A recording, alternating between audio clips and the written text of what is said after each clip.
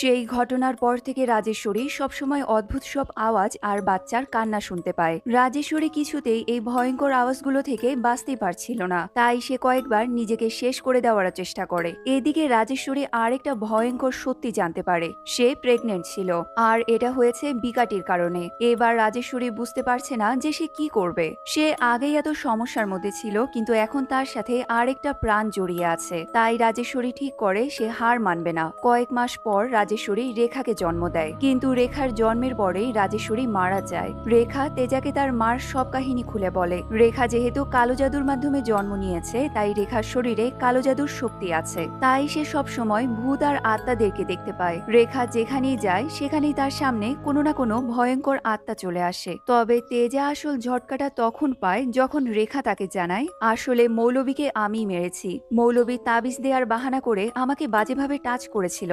মৌলবী একটা শয়তান ছিল, আর সে মেয়েদের দুর্বলতার সুযোগ নিত। একদিন আমি তাকে হাতে নাতে ধরে ফেলি। আমার এত খারাপ লাগছিল, তাই আমি তাকে মেরে ফেলেছি।